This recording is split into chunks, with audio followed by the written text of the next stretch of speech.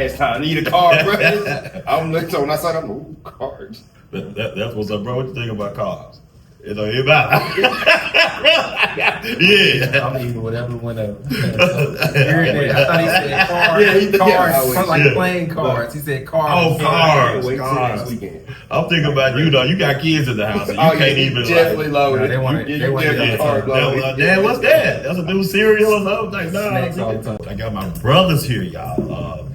My brothers, we go way, man. Bro, go way back like car seats, man. DP with our friendship, relationship, our ship is. I feel like we've been knowing each other forever, you know. It's weird, right? right. But I'm just so thankful for our ships, man. But what's up, y'all? What's up, y'all? Good? Yeah. Man, we in this mug, man. Y'all, this is one of the I wouldn't say hardest, but it's not the hardest, but it was a challenging episode to put together for me because I had to face like what sits behind my ego. You know what I'm saying? I know we're known, especially in culture, black men, they're like, they're just so egotistical. Ego is the word. Ego is the word they use for us when they're talking about us. So just when y'all think about ego, what do y'all think about as far as black men are concerned? Like what automatically comes to mind with ego? I let you go first. So honestly, when I'm really trying to pop mine, like I'm trying to pop my big one. Okay. And it's crazy. Like say for instance, I want to post a video, I'm feeling myself like that. I literally turn on that Beyonce and Kanye big ego. Okay. And I hate the fact that it's stereotypical as a bad thing. It's like, why ego gotta be something bad? Like, no, I got a big ego. I can't pump myself up. If I don't do it, nobody else is. Yeah. And it's weird because for me, I honestly look at it as a good thing, but at the same time, it can't get in the way. And you sometimes have to be humble. So it's like ego is, with the kid's 6'7", it can be a little bit, it's 50-50 sometimes. It can be a good thing and a bad thing, but I mean, it protects us. You know what I'm saying? 100%. It protects us, and so a lot of times people mix ego and confidence up. It's two totally different things. Yes. Confidence is what it's tried. Ego is it's a lot like confidence, but it's used as protection. We use it to protect who we are, and most of the time we're protecting the womb. So I don't want you to see this wound.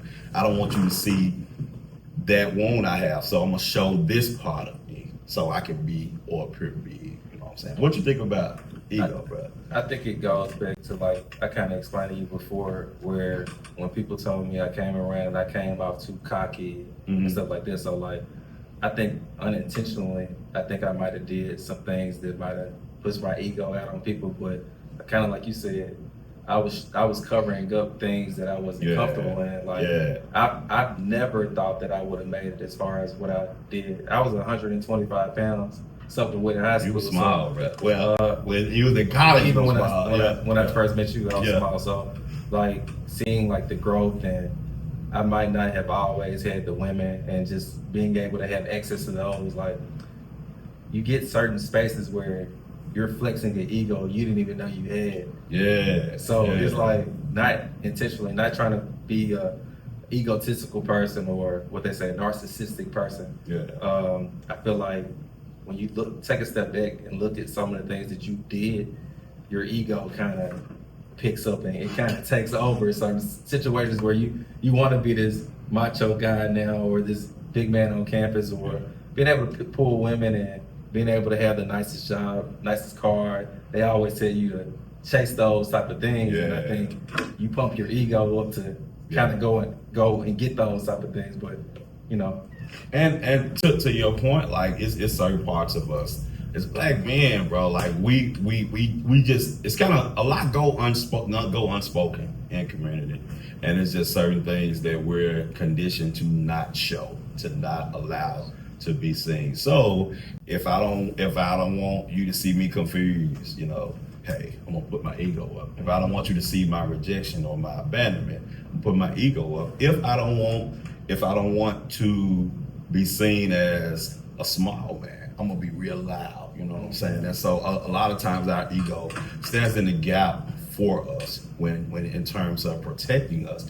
And everything goes back to boyhood. Everything goes back to little boys. Like now, when I talk to black men, and when it's kind of divvy it out with black men, it's so important that we go back to the original source. You know what I'm saying? To the source. I said in the last episode, there's a book called The Body Keeps the Score. So, you know, I think I mentioned it the other day. You know what I'm saying? We could have been going through something in childhood that really affected us. You know what I'm saying? And we can very well build ego around that thing. And at 7 years old, we build ego because somebody, like even for me, for example, I can remember when I was like about 8 or 9 and I was in grade school, and I had vitiligo, and I didn't even know what vitiligo was then. But I played kickball one day, and I can remember sliding into the base, and my pants came down, so I got vitiligo on the midsection of my body, and I didn't know like what the girls was laughing at, the girls and the guys. Everybody was making jokes about me throughout the day, and I found out later on that day they were laughing at my skin. They were laughing at my skin, so I was like, dang, like, why they laughing? They saw me, and I was exposed in that moment, so I built a life around that wound. And so that rejection, I took it as rejection. I took it as abandonment. I felt singled out. And so I built a life of not wanting to be rejected or not. So I built my ego around, I'm gonna always show that I'm okay. Even when I'm not okay, nigga, you gonna see that I'm okay, right? Ray is okay because that was a wound that I was protecting as a child. But when y'all think about some of your earliest memories, what do y'all think about, or can you recall a memory? I'm gonna talk on that one. So I got a birthmark that goes across my back. Oh wow! That kind of looks like Mm-hmm. that, Mm-hmm. and all the way up into middle school, I would never take off my shirt around people.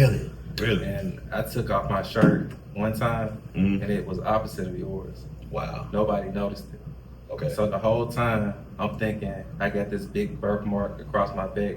That it's the ugliest thing in the world, and I'm not perfect. Wow. Nobody even noticed. Nobody noticed. Yeah. So I just wanted to bring it up. No. So everything you carried about that birthmark up to that point, did it change for you, or did It it? went away.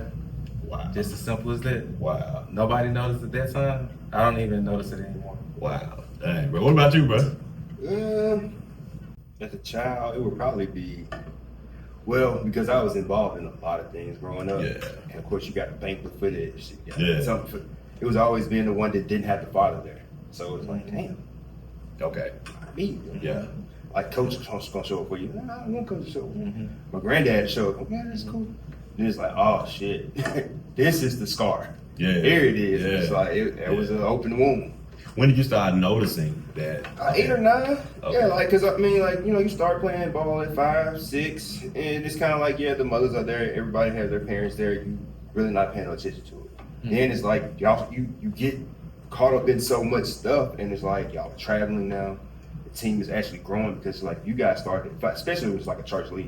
You start at 5, so by the time y'all are 8, you guys have traveled with each other 3-4 years to where it's like, okay, we know each other. Yeah. And then you go to a banquet for basketball or baseball or whatever it is. It's like, oh, you standing here, Yeah.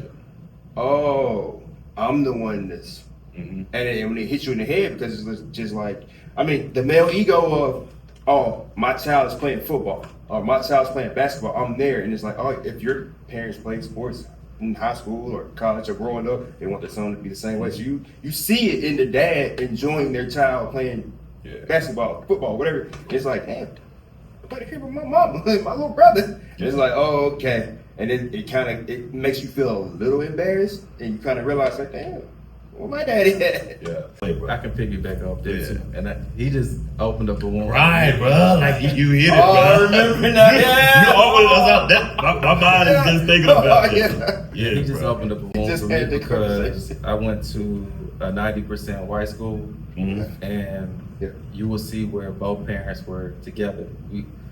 If they got Mhm. divorced in a 90% Yeah. white school, you didn't Yeah. see that a lot, especially during high school. Yeah. So my dad wasn't there, but throughout middle school, I started questioning myself, why isn't my dad here? Mhm. Yeah. And why is my mom having to work Mhm. 2 or 3 jobs? Like, why come they couldn't work it out? And I remember Yeah. crying myself to sleep sometimes because I did have a void with them not being there. Like I said, I knew who he was, but it's like, why are you not here? Yeah.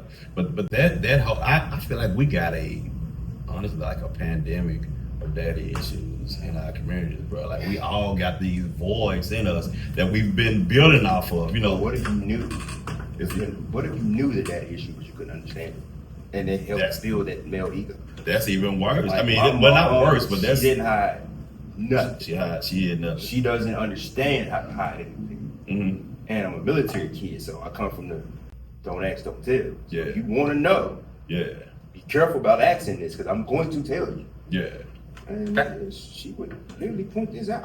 And it's crazy because like I would have conversations with my mom about stuff. She was like, "Baby, you were 3 years old. How do you remember this?"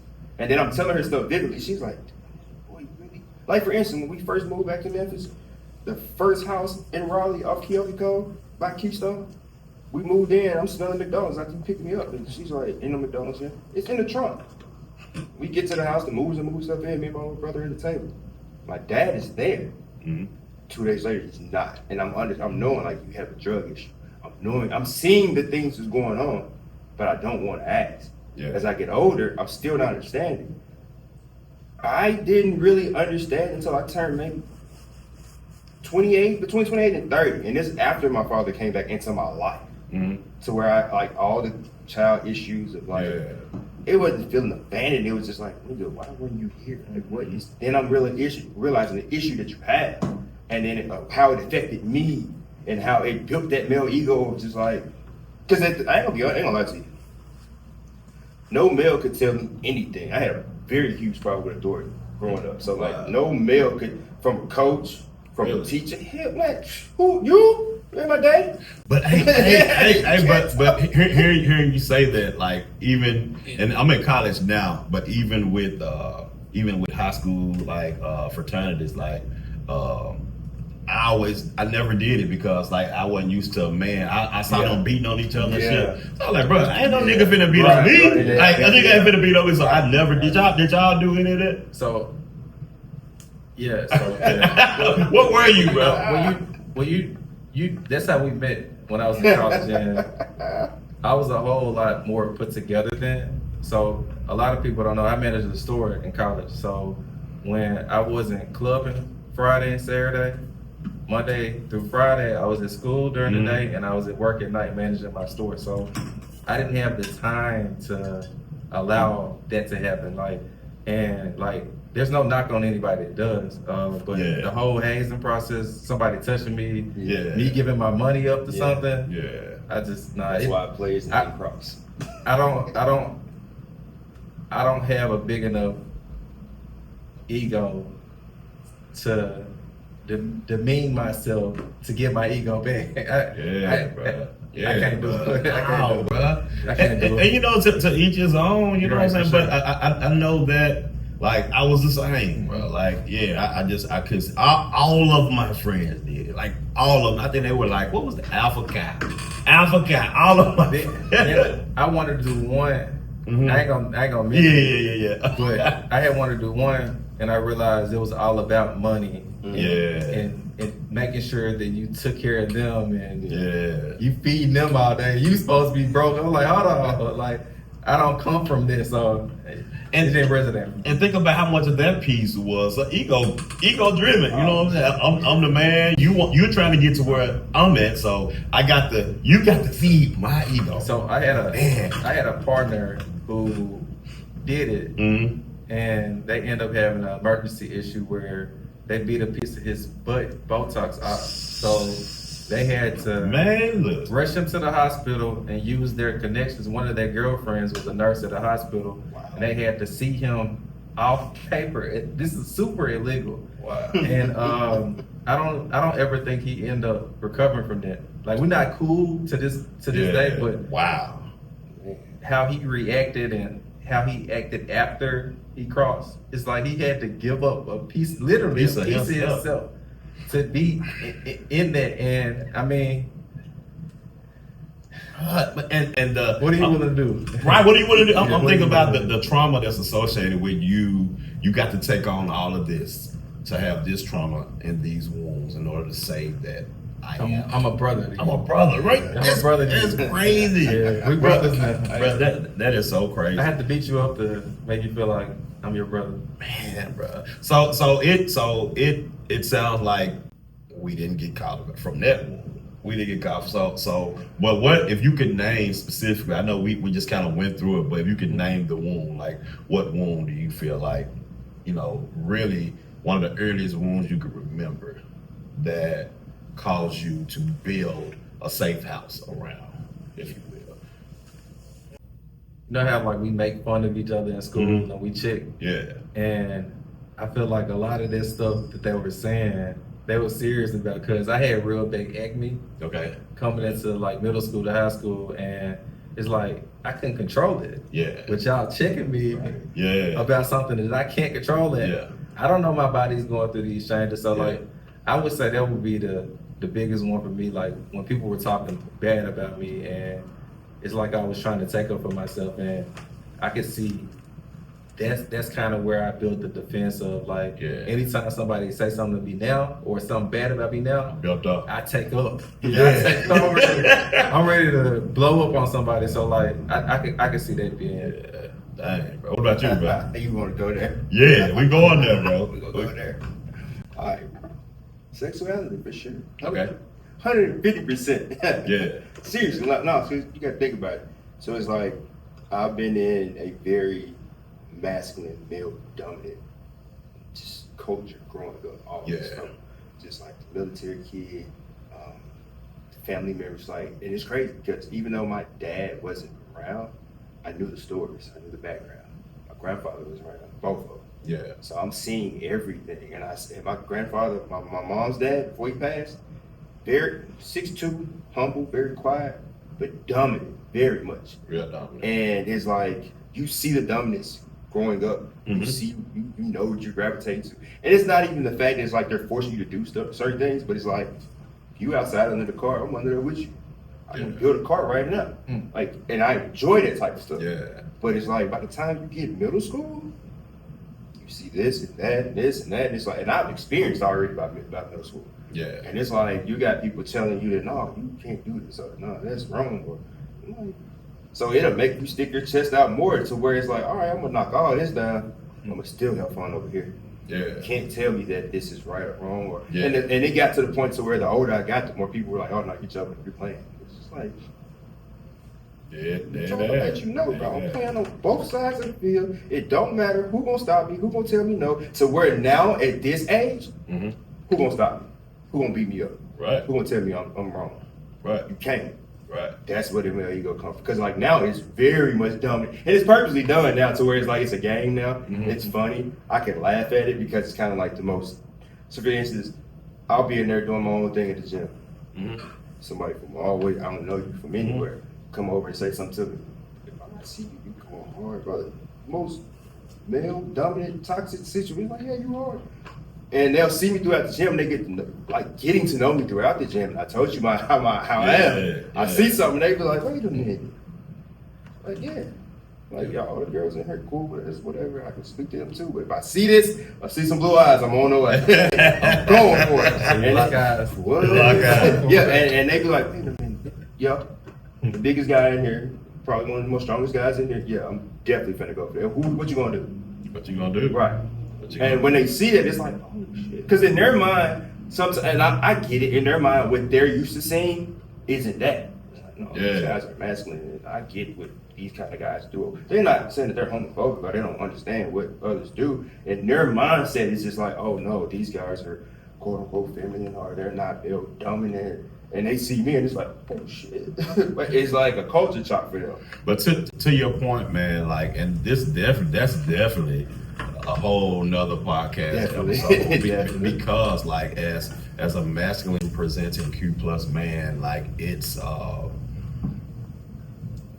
challenging because like and where it's privilege as well, it's also challenging because for the people that don't know, you know what I'm saying? But yeah, man, so I feel you with that piece, man.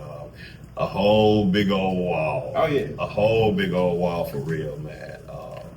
When it comes down to ego, where that is concerned. bro. What role do you play when you feel insecure?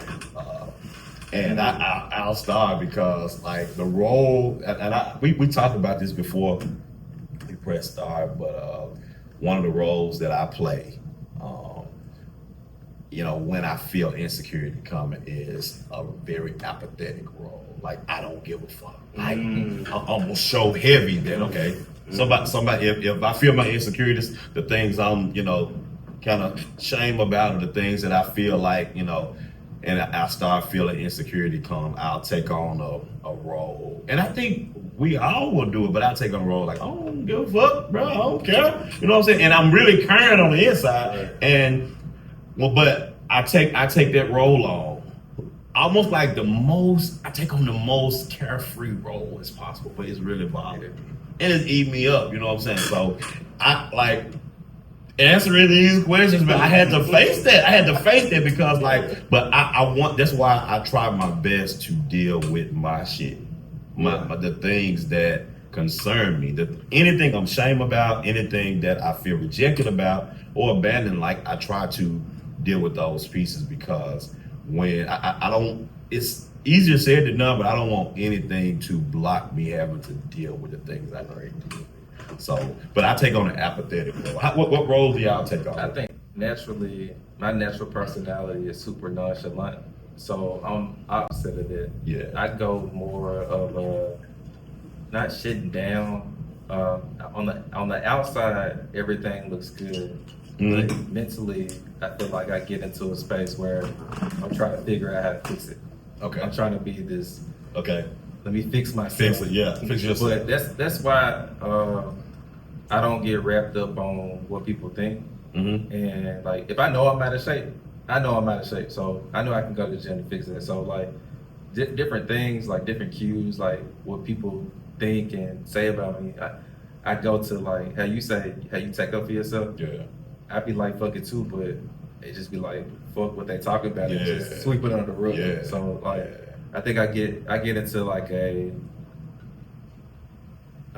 insecure figuring it out and try to fix it. Okay. About you, Brad? Sadly, I give it all to my friends.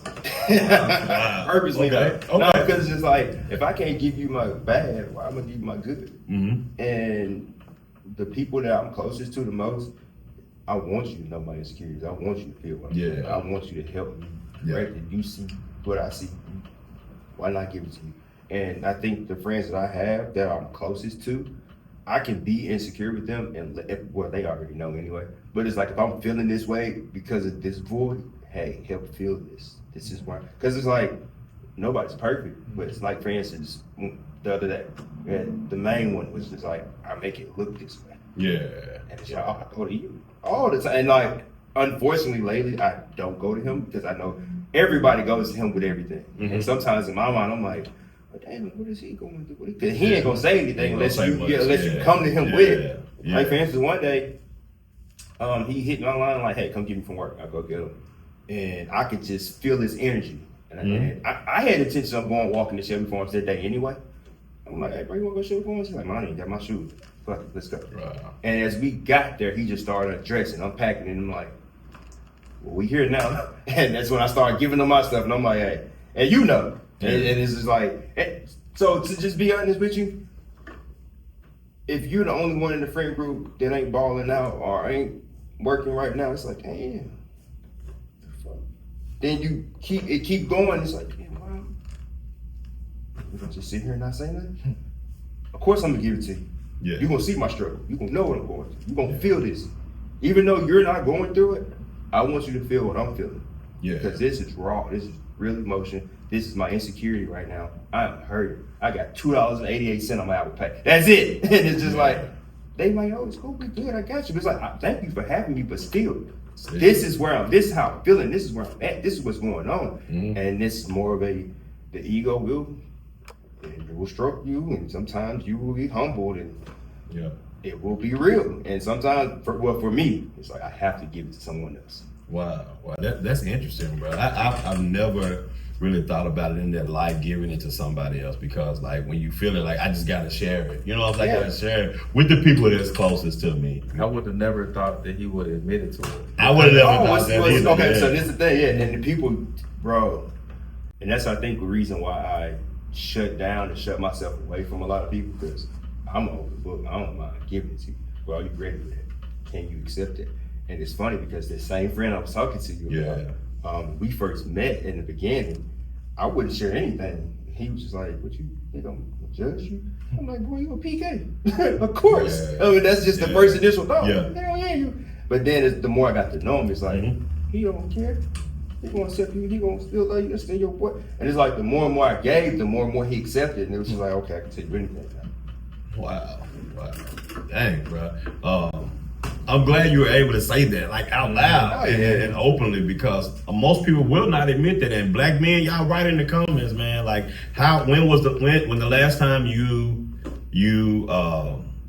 your insecurities came up for you? How do you deal with your insecurities? Like, do you have a go-to person? Right. Let me tell you something. Mm-hmm.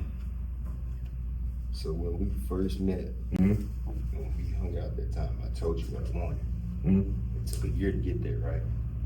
That situation didn't work out for me. So what I'm saying is, I wanted a job in language. Yeah. I was like, yeah, you gonna get that. Yeah. It did not work out for me. I remember that, You bro. got the job? A year later, I ended up getting a job. Still didn't work out? Yeah, it was not a good fit. And it's crazy because it's like they offered me 2 roles. The road I took, it wasn't the best one. So it's like, can I go get the other one? At this point, it's too late. And it's just like, you would think you would want to keep somebody. And it was like, I ain't gonna lie, it wasn't them, it was both of us. I did my part. So here we go, let's see. 2 years later, no work. 3 years later, still no work. That's God humbling me. At the same time, I'm struggling with my own ego because it's like, I can do this on the side, I can go do security. I can train people on the side, I can go do that. I make it look good, but at the end of the day, the people that, like my people, I'm giving them my insecurities. I'm telling them, hey, look here, bro. Let's go out this weekend. It's like, nigga, who paying for that? I'm barely being able to balance my bills and pay for me. You want me to go outside and do this, that, and third too? And it will tear your ego up sometimes. It's crazy how we went through like similar situations. So before I left Verizon, like 3 weeks later, my friend had got a dream job, and I was way more qualified than him. Right. And I was asking God almost 6 months to a year, why come he didn't give me that job? And guess what? He got fired. Wow. And they got rid of him and gave him a service package. So I'm questioning God. And it didn't even last. Right. It didn't last, yeah. And he moved me on to a better place. And the whole time where I was in that better place, I'm questioning them still, not knowing why. So, wow, bro, wow. And when you came back on the other side of that, like, how did you feel? Or did you? I had already came out of it. So I'm a big person and I sit into things, but I sit there for about 6 months until I was like, hold on. I gotta realize I'm in a better situation because I do work a commission-based job. So if I don't perform, I'm gonna either not make no money or get fired anyway. So I knew I had to come out of it, but like me coming out of it and seeing it on the back end, him showing it to me, it made me a lot more humble. You gotta be questionable. You gotta be careful what you ask for. Yeah. Then you gotta be careful of what you ask for when too sometimes, because sometimes we're not even prepared to get what we be asking for. Yeah. We don't have the mental capacity. Yeah. We either not willing to do what it takes. Not ready. We're not willing to deal with the type of people we're gonna have to deal with. We're not willing to work those hours that they're gonna want us to do. So it's just, we gotta be careful with what we ask for sometimes. Wow. Most of the time, all the time. See, you don't want to be. I like to sit in it. I want to feel that pain. You got to get out of there. I have. Wow. I need to. Wow. I have to. I've had anxiety issues before where I've woken up and I had anxiety running all throughout my body. Yeah. And I do whatever it takes not to go there. So I can't allow myself So to. if I don't, and this is the crazy part here, it's the ego. If I don't get the anxiety, then that means this ain't right to me. Because I can walk in the room and just be dumping. But it's like, if I don't get any anxiety, I'm like, something ain't right. This is too good. So I need to sit in it. let it marinate, let it register, let me figure out why. Even if I don't figure it out, it's like, okay, cool. Like they're saying, God ain't gonna give you nothing you can't handle, baby. Yeah. No, nigga, why am I going through this? Well, tell me, come on. And I'm very for you. I'm an operator in happiness first. That's why Okay. I am happy that I do motivational videos now. Yeah. Because I automatically wake up and think about positive stuff to say to my followers. So, in return, they don't even know my motivational videos. It'd be for myself. right. I get up and talk about stuff to motivate myself. Right. But the fact that I get people to respond online, and that helps people, it probably resonates with people because I am talking something that I'm going through. Yeah, man. Wow. So y'all made me think about something though. As a black man, when you walk in a room, let's just say you walking in a party, like, okay, right? You walk in a party, you by yourself, you don't really know, and I know, bruh, but with you, the line of work you do as well, and with who you are, like when you walk in a party, like, do you, is it automatic? Because we talk about ego, black men. Is it automatic that you just take on, you showing your representative, or do you give yourself a pep talk when you walk in the room, or do you just carry? I carry it all. I take it on for what it is. I see it in my head. It's a coming show. It's BET coming through in my mind because you know exactly what I deal with, and when I don't want no, like I want no parts of it whatsoever. I know it's coming. Like say for instance, it's your birthday. I know who all you got there. I'm gonna show up for you regardless. I don't care about all these other people there. But I know what's coming. But I walk in the room, it's like, But at the same time, in my mind, I'm laughing at it because I know it's like this same person going. They got that liquor courage in them. Yeah, they're gonna come up to you and try you. They're gonna say something weird to you. Somebody gonna say something that's gonna piss you off on purpose. But you got to laugh at it. You got to understand. And it's like my ego at that point, it ain't like it's stroking the ego, but it's just like, you know, like, all right, here we go. Yeah. You have to deal with this today. Yeah. Game, like you said, game on. And it's just, you just gotta play it. Wow. So I'm a DJ, so going into a party by myself, I always get nervous. And it's the weirdest. Bro? Yeah, it's the weirdest. Yeah, because I mean, once I start playing, I know how to play to everybody. But I'd be scared shitless almost every time, especially if it's been a while since I've DJed. Yeah. Because I went months before without DJing and starting over. Like me now, I'm doing it a little bit more often. But if it was like a little break, I'd be like, what if I don't know how to do it no more? What if they don't like me? It's always like a, what if something goes wrong? And it don't ever go wrong, and I end up always doing a good job. But it's always a kind of anxiety when I show up to certain spaces that people don't know me. Then like if I go into an older room, they're like, he better play rap. Then I start killing them with the old school. So it's just certain things like that. But it's so funny. Both of you said it. Like I knew that about both of y'all. It still stuns me the way you're able to capture a room. You know, but you're so like, you know what I'm saying? Like I come up, you come off like on the that. outside, I lay back and say, right. But you ready? But you be ready. Yeah. And then I'm not like you. I carry it now. But even for the black man that's watching, bro, like, because a lot of times when we walk in rooms, like, we'll feel insecure. You'll feel insecure as fuck, you know, about how you looking, your ability to pull, your ability to be seen. You know what I'm saying? So, man, give yourself that pep talk, bro. Give yourself that pep talk. Like, you need to be able to walk in a room and own a room without speaking. Right. Your energy needs to be on the level of when I walk in a room. Yeah, you just people looking like, okay, who is that? Who is that cat? You know what I'm saying? Like that's the energy I try to carry naturally, because 9 times out of 10, even if it's a room that I know I'm not the smartest one, if I'm going in a room where it's important people, like, yes, I'm going to learn, but because even for, we talked about the podcast festival, bro. When I met Charlamagne and when I met Cam Newton, you know what I'm saying? I didn't fade out. You know, I wanted to fan out, like, hey, what's up, bro? But I didn't fan out. You know, I just spoke, what's up? How you doing, brother? You know what I'm saying? Because I didn't want to be that dude, you know what I'm saying, to run them off or whatever. So, but yeah, that's interesting information, man. Black men, what we doing with this ego, man? I want to dig a little deeper, though. I want to go a little deeper, man. I want to ask, the last time you felt misunderstood, how did you respond? How did you respond to that? Because I know the last time I was misunderstood. Now, granted, I'm honest. My natural toxic inclination is to respond in anger. Of course. Got me fucked up. You know what I'm saying? You got me fucked up. Especially when I know I'm not a thing and you call me a thing. You know what I'm saying? Deep today. No, for real, brother. Real talk. But now, now since I'm more emotionally aware, I try to respond like in a real, like, I'm gonna get you together type way, so where you're not gonna mess with me no more, but I'm not gonna respond in anger. I don't want to respond. Worth it. Yeah, is it worth it? Right? Is it even worth it? You know what I'm saying? I'd rather you understand than have you feel some type of way, even though you do got me fucked up. Yeah.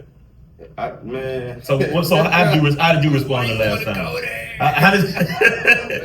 How did you respond, bro? Oh man, so at that time, I really just looked at them like, oh, you're ignorant.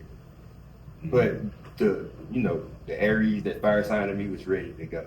Yeah. And to be honest, I'm talking to another Aries when it happened. So like, you know better. Like, why aren't you around me? But we barely really know each other.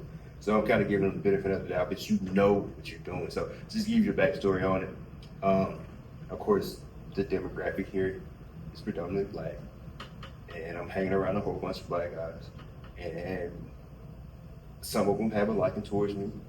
I'm not here for that. They understand that, they know this. And there's little rumors that's going around. I'm not here to be down no rumors, so I'm cool. Somebody comes in town that's a friend of everybody that's from here. He's heard X, Y, and Z. We're lit. We step outside for a minute. I go outside to go smoke, to be honest. They were completely messed up. So we go to the car, and they were just like, yo, DP, I just want to know, why you hang around all these black men if you don't like black guys? Like, you know they're attracted to you. I'm like, damn, I can't have no friends. But automatically, I'm pissed. I'm ready to go there, and I'm like, why are you coming there? Just like, you're stupid. Like, you got to be. But then it's like, I'm dialing it back, and I'm just looking at it, and I'm just like, I'm misunderstood. In your mind, you're thinking, there's no way you should become. To him, it's like, you're trying to stroke your ego, like hanging around these guys, you know, they like you, they're interested. You're not interested in them while you're around. I'm like, no. Some of these are actually my friends. The rest of them, I don't care what they own, but this ain't what I'm here for. And if you can't understand, like, just because this is what I'm not interested in, don't mean I don't want to hang around. And it's like, damn, I can't have black friends? Is that what you telling me? Hey. And that's literally what I got from that. But and from the beginning, it's like, I'm being misunderstood. You don't understand. Then getting to know them longer later on in life, it's just like, okay, we can have differences of opinions, but you got to understand and respect the fact that, like, just because this is not what I'm interested in, doesn't mean I can't hang out with you or be a friend with you. And now we in good standings now, but so do you always do you explain, or do you just be like? So sometimes it depends. Because like in certain spaces I don't explain it, because like when people come to me, oh yeah, I heard about you. God, what? Yeah, I'm not saying that here. Wow. Now, for instance, I have one friend, a friend of a friend. We're great friends now. Like, we're really like, we have a good time. We hang out now. But when this person first met me, he was like, DP, I heard about you. They're like, yeah, you don't like, and it's because I knew who you heard it from was one of your best friends. Of course, they ran with it. Yeah. And then once you got to know me, you was like, oh shit. And the best way I can explain to them now is like, it's gonna sound crazy. I purposely be like if we're in depending on what settings, I want to know that it's either Odell Beckham or Usher. I purposely do it. Odell, we the best of friends. We go to the gym together. We work out, we party, we go get our nails done. But we can't do nothing that look like a brother to me. That's it. You don't understand that? That's your problem. Yeah. So it's like sometimes I do have to break it down and explain it. Then others, I'm like, why am I explaining this to you? It don't. Yeah. you're not even worth it. Yeah. Worth the time. Wow, bro. So what about you, bro? Like, how did you handle the last time you felt misunderstood? So I barely allow myself to be in places to be misunderstood, but there was one time where a lot of people don't know I got songs with Young LA, the next 2 times. So I was in a room debuting my album in front of other DJs. It was the only DJs in the room.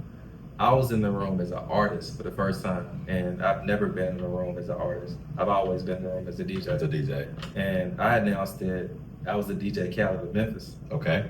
And you can hear a pin in the room drop out. Oh, wow. They like, hold up. It got quiet. It got real quiet when I said that, and I was just explaining what I did. I put records together, and I put artists on records, and I bridged a lot of guest artists, but I didn't mean to step on nobody's toes. So an artist later that day got on Facebook and said, when DJ J Wood said he was the DJ Khaled of Memphis, you can hear a pin in the room drop. Then it was a notable DJ in Memphis put eyes. Then another one put I'm just here for the comments. Then I didn't say anything. Okay. But I looked at the comments. People said, "Where's the lot? He's the only one around here helping." Yeah. Come on now. Yeah. All this, and they were taking up for me. So I let it linger a couple days, and I did get that. I got to take up for myself. Yeah. So I hopped back on Facebook after I let it linger a couple days. It probably happened that Wednesday. I let it linger till about Friday, and I said, "I am the DJ Khaled of Memphis. Who got a problem with that?" Right. And it started a whirlwind of comments. My wife had get into it with the dude. Yeah. He had popped on. I was waiting. Really, I was waiting on him Really? to say something like this. Wow. He said he was waiting on me to make the post. Wow. So Wow. apparently, Wow. they were trying to entice me to do it. So since then, like I said, I don't even get into the rooms that allows it to be so small and closed minded, because we are in Memphis, and this is the city where they love to hate. So I operate in, even though I am here, I operate in not thinking so closed minded and ignorant. One of my partners told me, with those type of people, operating like you playing chess with them. Yeah. So I still go around, I still shake their hand. Yeah. But that's it. I don't do no business. I don't do no dealing. I don't go back and forth with you on the internet. I don't do none of that anymore. I operate in chess. And as to your point, bro, as black men, I think that's one of the best ways we should walk around. Play chess, bro. You know, versus get angry. We living in my barbershop recording, bro, and when conversations come up in this shop, like, the natural inclination for the man is to get loud. You know what I'm saying? I gotta make sure my point is made. You know what I'm saying? It's like, bro, like overtalk me. Right. To yours, both of you guys' point. To like go back to what I was on. In my situation, it can challenge your ego, and who, like, because at their point they go all the way left field. Oh, so do you not like yourself? Like, they go there. Would you get loud? Because you said you made them feel stupid. Yeah. So would you get loud, or would you just tell them they're stupid, or you just shut down? Now I purposely shut down because I know me, and it's never gonna look good. It's gonna always be bad. I'm always gonna be aggressive. Even though you attack me, you came at me, you questioned me, you challenged me, I'm gonna always be aggressive. So so it's like I can't go there with you. Yeah. But it's like there's been times where it's like, oh, you won't even like yourself. You're not even black. I'm like, God damn. Like, it goes there. And for so many of us black people, bro, like, and I know, you know, I've only ever been black in this lifetime. You know what I'm saying? But for so many of us black people, we base our understandings of things around certainty. We have to have a level of it's that. That's why he acted. And it's that's why. Everybody want to be right. Everybody want to be right. And Right. They want to feel like they know every single thing about you. Yeah. Even if they don't know anything at all about you. And I've dealt with that in the past where I'm like, okay, because I have did food reviews, I've did motivational videos, I've even showed my family a little bit, but I feel like people try to get to know me through what I show. Yeah. And in all actuality, you only see what I've shown you. Right. You don't see what's up under the hood. You know what I mean? You don't see me operating my kids every day. You don't see me waiting on my wife, because I do all the cooking. So my wife literally sits there I bring her plate. I serve her because she does so much with the kids and stuff. So people don't see that. So, but they think they know everything. You know what I'm saying? So they only know what we show. And I think social media does that to a lot of people, where people want to get to know you through social media, and you do the podcast. And you're on social media a lot, so people might feel like they know you, but they don't know a damn thing. They only know what you showed them. Yeah, we're all supposed to be the same. Yeah, real talk. And I could, and that something you said too, and something what you're saying now. Like there is a point to where humility has to come into play when you are self-aware and emotionally literate to understand that I don't have to get loud every time. I don't have to respond that way. And I can remember, and like, because we've been close for years. Like I was just been this man Barber since he was in college. You know what I'm saying? And mentor. Yeah, bro. And when you called me, the morning you called me a few months ago, it was so funny because I was at the gym. I was on the bike, and you called me, and my brother had a conversation with me because of the ship that we've built through the years. I knew where you were coming from, bro, and I was able to automatically, like, because I know this is an iron sharpening an iron, bro. And so I said that to say for you guys who are watching, like, you need to be able to, you need to have people in your life you can listen to. And I was so intrigued, and because I had never talked to you about me being gay, you know what I'm saying? And I had been posting because my mama had just died and stuff, and I had been posting. You were like, bro, like, you need to get out of the way in front of your story, you know what I'm saying? And you can't, and we had that conversation, honest conversation, you know, and I just telling you right now publicly, bro, like, I respected that so much, because most people never feel like they have enough to come to me and challenge me. You know what I'm saying? And so brother to brother, man, that was deep for me, you know. And I also had to literally sit my ego down to be able to take in. And we had we probably talked about 2 hours. About 2 hours, real talk, man. I had left the gym and went to the house, and we still up. But that's what you do when you humble yourself and take in really honest criticism from people you love and you care about, bro.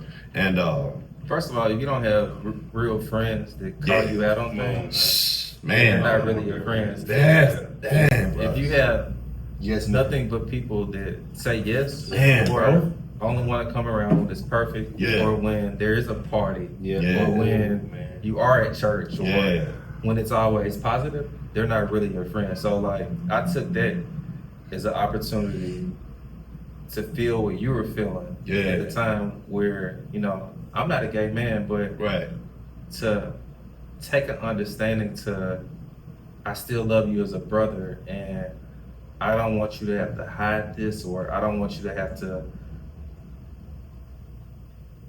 feel like everything is on you, the weight of the world is on you because of this. I felt like calling you all week. And I finally called you, and I was trying to find the right space because I wanted the time. It was like 7 in the morning. It was 7 in the morning. I know you work out early. Something like him, though. So that's real. No, everybody's not gonna be realistic like him, though. That's real. But and to your point, I knew that like this years. I was in this man's wedding, years of built. He's been knowing me since I was 21. I'm 37 now, so this is years of me not knowing. And see, that's why. And I'm gonna tell you why. And I don't know exactly why, but I know him enough. But I'm gonna tell you why. Because for us, we're so looked at like when we talked about last week how he's known as the womanizer. So we're looked at a certain way, and we give off certain energy as this. So it's like, if you find out that, it's like, it's a whole 180 for them. And it's like, no, I'm the same person. So imagine me and it's like, they like, oh, is it an on and off switch? No, motherfucker, it's like, I can't like both. And I told y'all, especially here, you either straight, gay, or it's either one of them three. And in my situation, like, no, I'm a masculine, bisexual, black man. It is what it is. And it's like, no, you like this more. You like, no. And it's like they want to dive in, but it's like I said again, I'm not gay enough for the gays, I'm not straight enough for the straight. So it's like when they find out, they look at you differently, they treat you differently, they shy off from you, they don't hang out with you no more. It's like, I don't even want my friend in the first place, so I ain't worried about you. I think it's like a respectful thing. Like, I think a lot of straight men, they're gonna automatically, if they get somebody to say they're bisexual or get somebody to say they're gay, they're gonna automatically, especially in this climate in Memphis, they gonna automatically try to shit it down. Yeah. Like, Yes. I don't want anything to do with them because they feel like it's on me. The stain on me. it's gonna, it's gonna. If I'm with you, it's gonna make me gay. Right, If I'm with you, it's gonna make me bisexual. And you and me, it's gonna make me straight. But I feel like I don't even get wrapped up in those type of things because at the end of the day, you a man, I'm a man, you a man, and we respect each other, and we know you might be this way, I might be this way, you might be this way, but we know not to draw that line. Yeah. So, but I don't know, it's like, I think people try to force themselves to be homophobic. Yeah. And like I told you, I'm not homophobic at all, but I do get a little weird when it's super flamboyant, when I feel like it's people forcing themselves to be a certain way. But outside of that, but it's still brothers. But to your point, it's a security. You know what I'm saying? It's security like the individual have to have within them. And I think that like across the board, if it's not this conversation, any conversation that happens in the South, 9 times out of 10, we're probably some of the last ones to catch on to shit. Mm-hmm. You know what I'm saying? We travel, we go other places. The culture is different. Overseas is, You know what I'm saying? It's so different. I'm gonna give you a situation. Yeah. All right, so I've been blessed to be very diverse. When I'm back in LA, I know, like, I honestly know this guy. And I actually kind of looked up to him after finding out certain things. He's 6'6", big crip guy, Okay. known for what he do. We got a little Asian situation. And I mean, if you see this Asian, I don't care how straight you are, no, you won't see this Asian guy and be like, damn, that nigga pretty. Yeah. That's his nigga. Everybody knows that's his guy. But it's like, once I found out that was his guy, I was kind of looking at him like, oh, wait. Maybe they did kind of screw me up mentally. Because I always felt like I didn't care, but I kind of like shied away from it or didn't show certain things, especially when I'm here. But then being a theater kid, you always around certain things. Like when I started modeling and acting, I'm around certain things. I get it, I see it, I know. My brother started bodybuilding, I see certain shit. I'm seeing, I know, I get it. Go back home out that way, I see, I get it, I know. I come back home here and it's like, oh, no, nigga, we ain't with that. Yeah, and it's weird because like, it kind of makes you go in the shell when you shouldn't, because it's like these people that have been around you forever, they can't know. Wow.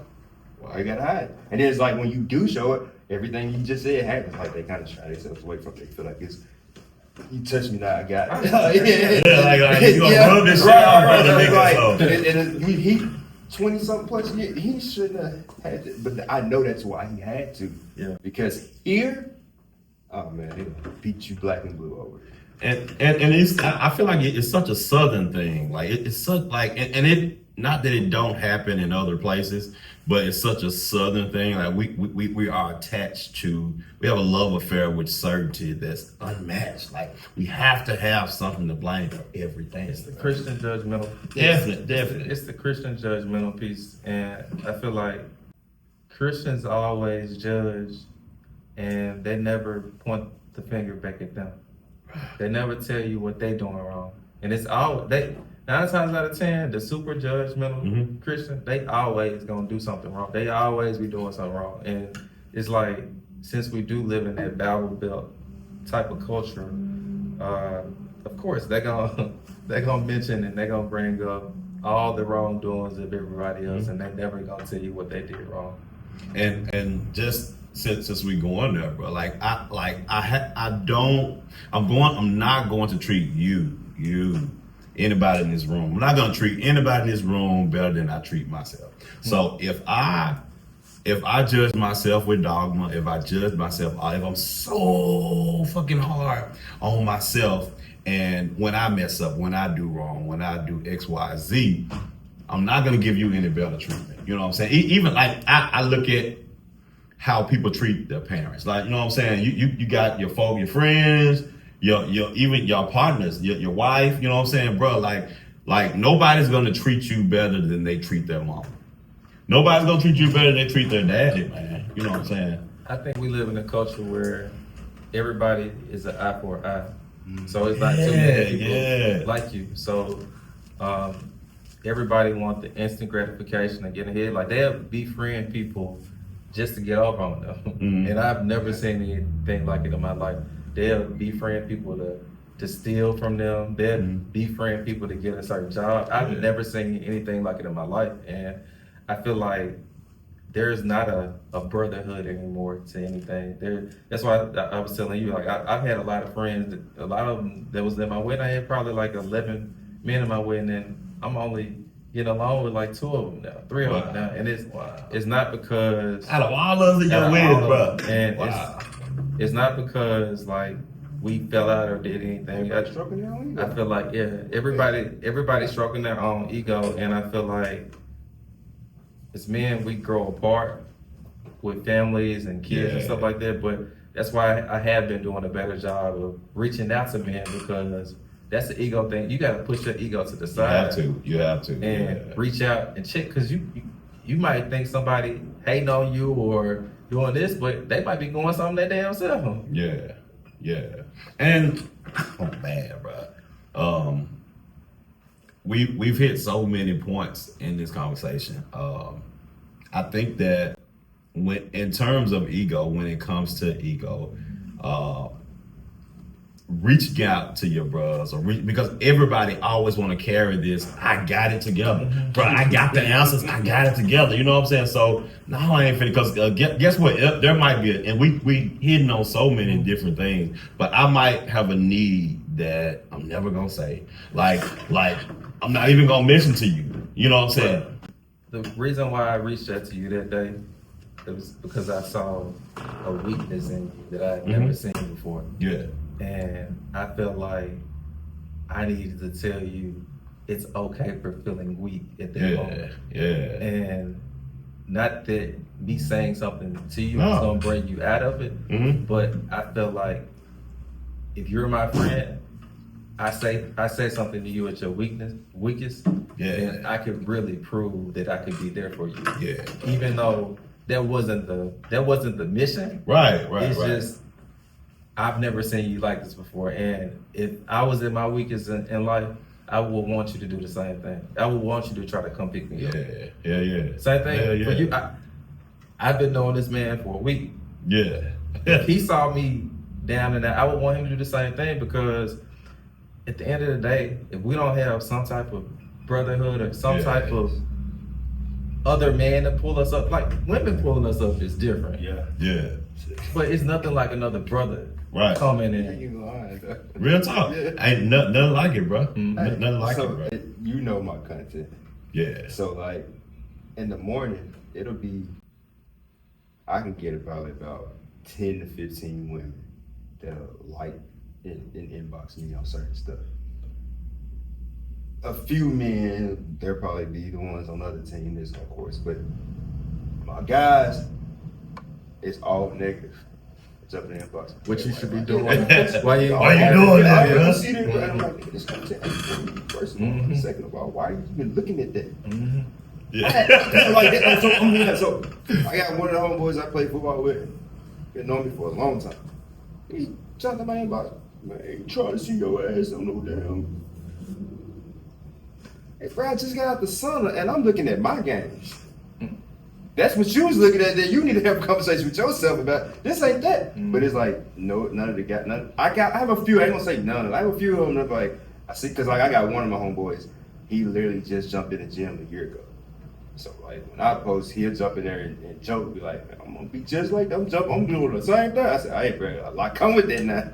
There's gonna be a lot of people that's going. But and also our wounds will cause us to project onto somebody else. Cause guess what? I ain't got my shit together. So nigga, why the fuck you showing your shit, nigga? Like I ain't got mine together. I started posting my gym content, and you know I had just started, and they started hating on my posts and saying your mom lifts more weight than this. And I'm like, in my mind, I'm like, okay, I'm trying to ease myself into it. No, though. And I said, you come join the gym with me. Right. You know what he told me? My car just broke down. So it's like people are not even willing to take the first step like you are, but you're in it. But the weakest part of a man is their ego that's the brings them to comment on your status, telling you what you should be doing. Right. You invite them and they tell you, my truck been messing up. Bro, like what? So it's like that's crazy, bro. I'm on because I know we're wrapping in a minute, but I want to get to one of the deepest questions I have on here, man. Has your strength that you've built up, has it ever become a prison for you? Has it ever become like the thing that our egos are based in, the thing that we've built up to protect us from an emotional wound that we have, like, has that ever become a prison? And I'll start shit, hell yeah. You know what I'm saying? Like, because like what God, it's the ego is almost never ending. Even in that, ego is in that. You know what I'm saying? The strength that I build up, it can become a prison because, man, bro, we can get to a place to where we start making stories be what we want it to be, and we block out shit. You know what I'm saying? We block out, but bro, like if our ego is if that wound, because. And I said this the other day, and we all was together, like the therapist that trained me, one of the most important pieces that she gave me was that she said, Raymond, if it's historical, if it's hysterical, it's historical. So when somebody do something to you and your response is hysterical, it's historical. It's a deep shit with that. You know what I'm saying? And so that the piece that I've used to cover that deep shit, like, I'll hold that shit up. Like, yeah, I ain't bothered. Yeah, what's up? I ain't gonna let you see me sweat, nigga. I ain't gonna let you see me sweat. But like that can become a prison because I'll shut myself down from listening, and it'll just be what I'm saying. And that's hard to admit, but like I can truly say through therapy, through self-awareness, like within these past couple of years, it hasn't been a big problem for me, but I always have to check myself. I have to check myself with this shit. So what about y'all, man? I'm in prison right now. You said what? I'm in prison right now. Oh man. Wow. Yeah, that is like my strength is my prison right now. Wow. Like I shared with y'all last week, I'm 9 years sober of all opioids. Wow. So imagine, I told you, like, everybody wants to be outside. They don't understand what comes with it. Wow. Like, you already know, me and Mary Jane, it's two people I'm in like a relationship with. I told y'all, Jim and Mary Jane, they would save me. However, when I'm outside, I can do that. Alcohol don't really do it for me. I'm a social drinker. I can drink all night, fine. But this here is the spark. Wow. And that's when that ego come into place, and it's more like like you said, like when you go do stuff, like you want to get out of it. Me, I want to feel it. I want to feel that shit. Yeah. So if I'm in the process of feeling, you feel all day, every day. I want to feel everything. And at some point, you don't want to feel nothing. That's when the trauma comes back. Yeah. Like, relapse. Man, who got a perk? Who got some codeine? Where is it? And it's like, no, good, you don't need that. But it's like, that's why I go hard the way I do on purpose. Monday through Friday, we in there. Weekend, we play hard. But the weekends, I don't. Like, on purposely, I did this weekend. I said, I'm not getting a haircut. I'm not going. That's how I police myself. Don't get no haircut, you ain't going outside. Wow. Yeah, so I didn't go outside this weekend. Wow. Purposely. But it's like, if I do go out, I'm gonna have a good time. But it gets to the point to where it's like, I'm sick of feeling. But I know I can't do that. I know where it's gonna take me. Wow. So you don't go there. Wow. Man, bro. What about you, man? Bro, we coming back to that, but yeah. I was ready to go, but went before him, but I want to let him go first. So I have a fear of failure. Okay. So and it's because I was very successful young, like a lot of people don't know, I was making $45,000 a year while I was in college. I paid my way throughout school. So, and I was top 10% of the nation 3 times sales-wise. And I let that fear of failure bring my anxiety on. So when I was told I wasn't doing good enough, or when I was getting different bosses and stuff, because we rotated supervisors every 6 months. So when I was getting different supervisors and they were trying to coach me on things, and I'm like, hold on, Right. I'm top 10% of the nation. Yeah. Dude, why are you coaching me so Fuck, much? right? So, What? that fear, like I said, it did bring me to waking up. And I think it was because I was working from home at the time. And a lot of people don't realize, like, working from home is cool, but they micromanage the shit out of you. Yeah. And you just have those 4 walls to stare at all day. Yeah. So that was the most depressed time that I had in my life, because I was successful, but there was a fear of failure on top of me being confined to those 4 walls, where I'm having to sit in it longer than I wanted to, because I was the only person there with myself. You want to fix that shit. Yeah, and I'm used to retail sales. I'm used to being in people's face. Yeah, At least I can see you smile while Right, I say what's up. right. I'm on the phone with you, trying to say you something, and I'm trying to smile by myself in a room. So it's like that brought me to a feeling that I'd never felt before, and it was just the fear of failure. And it brought up my dad had failed at the time, and he wasn't in my life. So check this out. My dad hadn't been in my life all the way up until he failed and broke his foot. And he needed me. Man, bro. So I had to give up Everything is making sense. a part of myself. And guess what? I had to make it right with God. Yeah. And I had to go and check on him. I took him to get his haircut here. Yeah. And I had that, to, bro. and I had to give up a piece of myself to for somebody that wasn't there in my life and who partied all his life. And I was coping with a lot of these feelings that just started coming up and bringing up. And what I realized, because I do want to help inspire you guys, Rome wasn't built in one day. No. And whatever you're striving to get, it's still gonna be there. Five years from now, 10 years from now, whether it be that car, whether it be that lady, whether it be that guy that you want, it's gonna be there. And once you get it, you're gonna realize it wasn't even worth working for. So just the way I live my life now, I live in a very peaceful. I'm thankful that I made it this far, and I'll be grateful for whatever I get. And if I operate in it, that's normally what takes me to the next level. Man, bro, and to your point, like the now is just so important, man. Because I think, and the conversation is, I got a big ego. Black men, you know what I'm saying? We're dealing with egos, man. When we're thinking of our egos, we're thinking of something that happened in the past. We're thinking of something we're afraid of happening in the future, but a lot of times we don't think about now. And it's so important for us to try our best, to your point, bro, to stay in the now in our thought process. Because if I stay in the now, I can deal with what's happening now.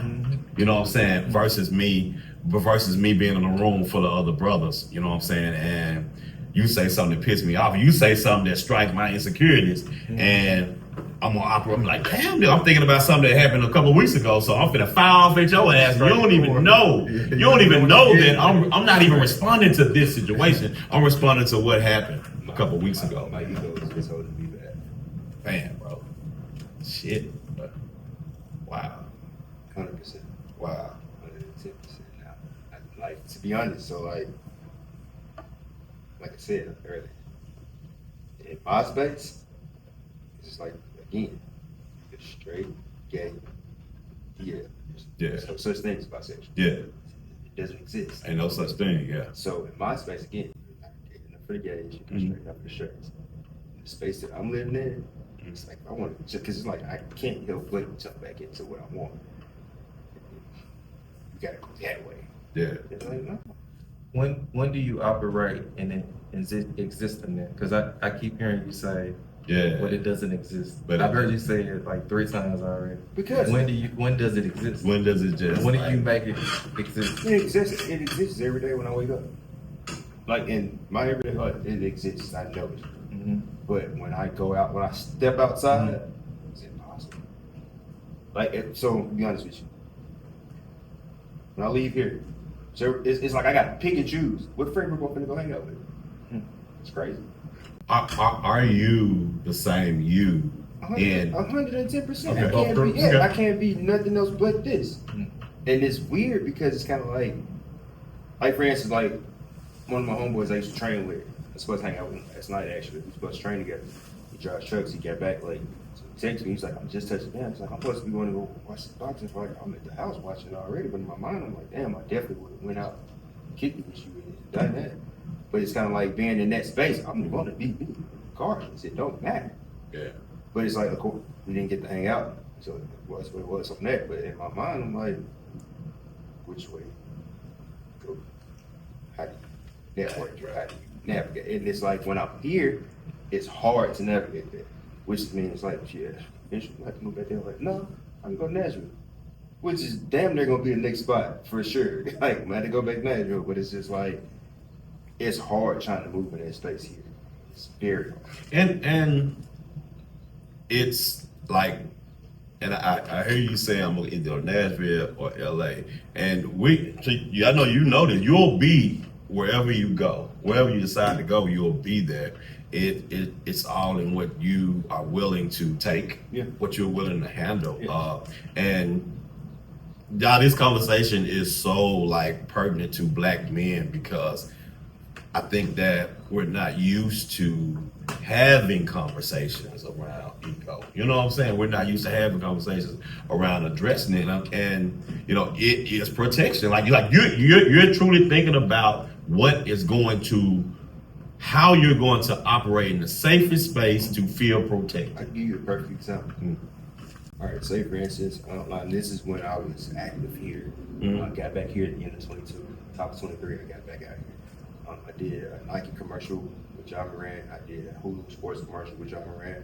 I worked on a project with Morgan Freeman. Like we make getting the ball rolling. Sometimes you go into certain situations and it's like, okay, you literally still are auditioning for something. I go in the room, it's like I know the people behind the scenes. I know the PA. I know the grip people. So because I started with them. So I'm coming in, I'm speaking to everybody. Yeah, hair and makeup people there. Person. Personality, and I talk to people, so they look at you flirting. So you get in there, and in the space here, it's kind of like, okay, who is he? What is he on? What is he doing? It's like, I'm not here for that. What's the deal? Yeah, Try to figure it out. Yeah, and it's just like, no, this is just me. But here, I have to deal with it differently versus if I was in Nashville or in LA. It's just like, no, human being, you're a little unique. So you probably actually want that. Versus, oh no, we need a masculine guy that's gonna play in this role. It's gonna do that. It's like, oh, bro, I don't even want her.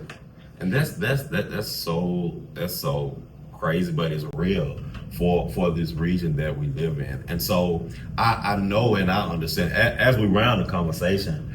I know and I understand, and I really want to get a last word from both of you, man. I know that a podcast like this, it's been like it has growth, but it takes time because my purpose and my desires to challenge Black men emotionally, you know, in the spaces that we don't, and not only challenge us emotionally, but challenge us to have conversations with one another that are not just one-sided, like both-sided. You know what I'm saying? Like it's more than just the straight man conversation. It's more than just the gay man conversation. It's more than just the woman conversation. But we need to have conversations that we normally run away from. And I try my best when I pick topics, when I pick things to talk about, like specific, because I've only ever been a Black man. I'm gonna die a Black man. You know what I'm saying? But I know that we have things that needs to be addressed, and ego is one of those topics that I wanted to hit because, and I know, I hope that you guys saw yourself in their stories. I hope you saw yourself in the things that they spoke, because when you really slow down and look at self-awareness and look at your ego personally, like you gotta deal with like what's behind my ego. Like what wound am I protecting? What don't I want you to see? What don't I want the world to see? And I'm using to protect myself as a black man, because to the point, as a black man in America, like most of the times, like because now I'm in college for sociology and psychology, and we're at the bottom of the list on every fucking stat. Like we be at the bottom of the list on every stat, and I see that and I'm like, God damn, bro, you know, and we're looked at like that in America, you know. So it's so important that I try to not just debunk those thoughts, but show that all of us are not the things that they try to stereotype us to be. You know what I'm saying? So thank y'all so much for coming, man. I wanted to give y'all both of you a last word. And this conversation is not nearly over, but of course, and we definitely will have to do a part 2, because like just to kind of break down a lot of the barriers, bro. And I really feel like that we scratched the surface on a lot, you know. And I want us to continue this conversation, bro. Please write in the comments, bro. Please write in the comments your thoughts, your experiences, bro, and how you deal with ego and what sits and what lies beneath your ego. But I want to leave y'all too with a last word, bro. I'm gonna say, don't be afraid to be yourself in every situation, every part of life. At work, be yourself. At school, be yourself. Yeah. With your family, with your friends, be yourself. With your love mate, be yourself. Don't try to be of anything of the world, and just keep being yourself. Be yourself, bro. That's 100%. Do not hide who you are. It don't matter what space you move in. Like you said, be yourself. Ain't no use of hiding it. Ain't no use of trying to put your ego up. Be like, oh, no, they don't. No. Be as vulnerable as you can be. Because at the end of the day, what they gonna do? Yeah. Real talk. And y'all, these are my brothers. You know what I'm saying? Like we do life with one another. And I thank y'all so much for sharing y'all stories, sharing your experiences, because this is real, man. We like, and I said on a couple episodes ago, like now, we're not like, I think we're coming out of, as black people in black culture, we're coming out of the use of power with power over. Like we're so used to have like it's one person having power over everybody, but now we're moving into a season of black people that we're dealing in power with. Like, no, you empower me, I empower you. That's how power works. We're strong enough together regardless of what they might tell us. I think they put so many different things to tear us apart, and 100%. we are way stronger. Way stronger, together. bro. Way stronger, bro. Another thing though, if you are struggling with vulnerability, your ego, expressing and exposing yourself, I get it that it's probably hard in wherever your friend group, your community, whatever it is. I encourage you to venture out. Get out of whatever city you in. Get out of whatever country you in, especially as a black man. My brother moved to Australia 10 years ago, bodybuild, and moved with his partner. Him and her, they both bodybuild. But going to visit, you'll be surprised how they treat us. Like, wow. I mean, if you know, you know, we're superior anyway. But there, no, your swab. you can't, y'all, being a black man in Australia. Yeah. Have you ever thought about moving there? Hell no. Bro, they got spiders bigger than me. And if you know what you know, don't get scratched by an orangutan. So I'm just saying, I'm good on You that. made it sound good at first. Yeah, I mean, Australia's beautiful. Australia's beautiful. They're gonna treat you like a king. But you gotta deal with some. Yeah. And I'm a military baby. I'm good. You can't have guns. Wow. All right, so you got something that's trying to kill me. I can't kill it back. Like, I'm good. But it's a nice place to go visit, but I ain't trying to live there. Nah. Wow. Thank y'all so much for watching this episode. Leave a comment, share, please subscribe. If you have not shared, like, or subscribed to the podcast, I won't know what episodes to continue to do, what things to continue to talk about. Please leave a comment. Please share. Please like. And I'll see y'all next week. Love you, Bridges. Peace.